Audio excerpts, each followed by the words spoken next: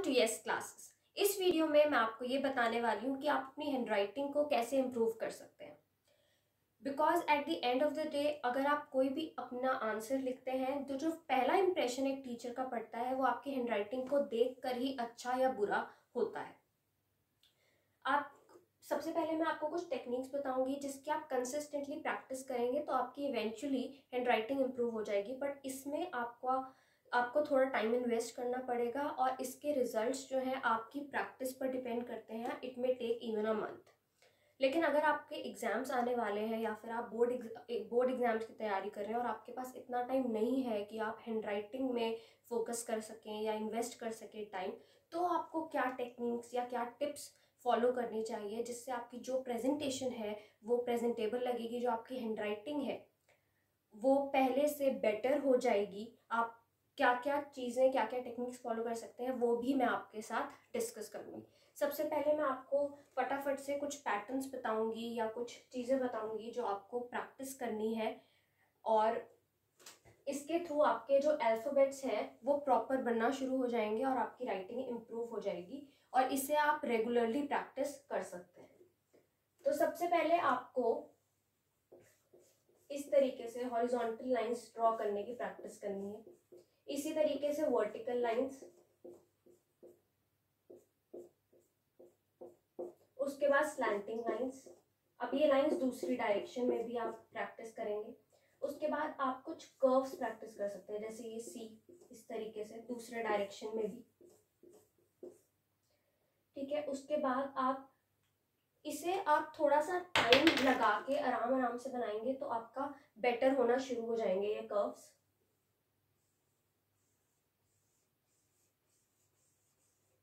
दूसरे डायरेक्शन में वर्टिकली, दूसरे डायरेक्शन, इस तरीके से टाइम इन्वेस्ट करके आप इन कर्व्स को बनाएंगे और धीरे धीरे आपके ये कर्व्स जैसे जैसे इम्प्रूव होंगे वैसे वैसे आपके राइटिंग, आपके अल्फाबेट्स में भी चेंजेस आना शुरू हो जाएंगे।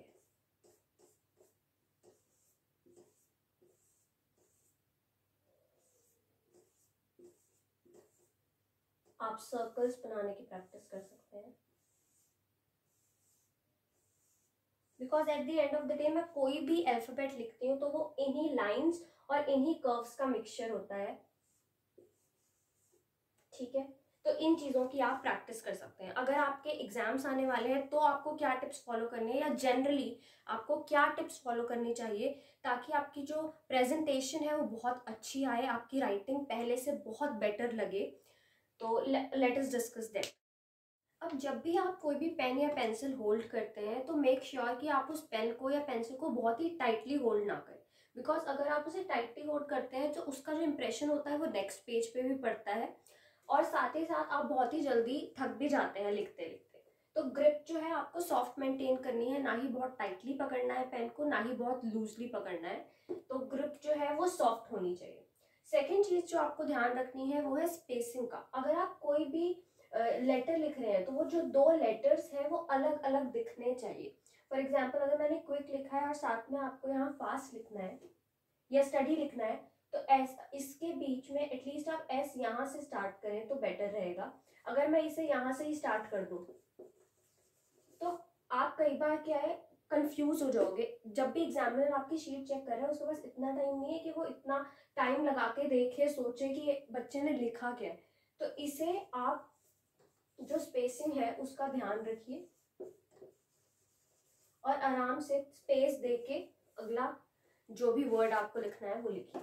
ग्रिप का ध्यान रखना है, सॉफ्ट ग्रिप मेंटेन करनी है, बहुत टाइटली होल्ड नहीं करना है। स्पेसिंग का ध्यान रखना है, आपके जो दो अल्फाबेट्स हैं उनके बीच में जो गैप है वो कंसिस्टेंट होना चाहिए। ठीक है, दूसरी चीज, ये बात मैं आपको ऑलरेडी बहुत बार बता चुकी हूँ बट अंडरलाइन में क्या है कि आप कोई भी पैराग्राफ लिख रहे हैं, कोई भी आंसर लिख रहे हैं, उसमें जो भी इम्पोर्टेंट चीज़ें आपने लिखी हैं, जो इम्पोर्टेंट पॉइंट्स आपने लिखे हैं, आप उसे अंडरलाइन करिए ही करिए। साथ ही साथ अगर आपने कोई कोटेशन लिखी है उसमें तो उसे आप अंडरलाइन कर सकते हैं। ठीक है, तो अब अंडरलाइन किस तरीके से आप कर सकते हैं, कोई भी आपने लाइन लिखी है तो आप नॉर्मल पेंसिल से या फिर अगर आपने ब्लू से लिखा है, दूसरा शेड है आपके पास ब्लू पेन का, ब्लैक पेन अलाउड नहीं होता इसलिए मैं ऐसा कह रही हूँ, तो आप नॉर्मल पेंसिल से उसे अंडरलाइन कर सकते हैं, या फिर अगर आपके पास पूरा पेपर आपने कर लिया है, एंड में आप अंडरलाइन कर रहे हैं, आपके पास बहुत टाइम है, इनफ टाइम है, तो आप स्केल की मदद से भी जो अंडरलाइन है वो आराम से कर सकते हैं।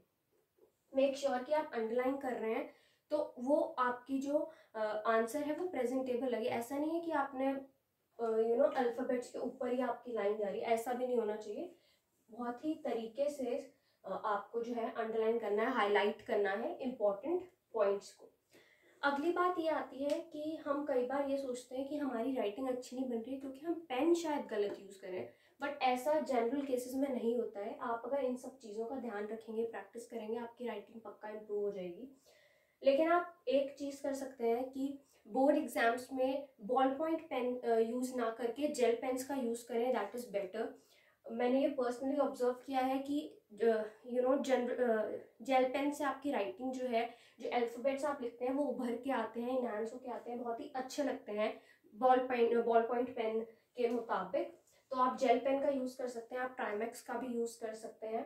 और दैट्स इट। अगर आप इन सब चीज़ों का ध्यान रखेंगे तो आई थिंक आपकी जो राइटिंग है वो बेटर लगेगी, जो प्रेजेंटेशन है वो बेटर लगेगी पहले से। Well that's it my friends, I hope आप इन सारी चीज़ों को इम्प्लीमेंट करें और आपको बहुत ज़्यादा काम आए ये सारी चीज़ें। Thank you so much for watching the video. Like, comment and subscribe to my channel for more interesting video.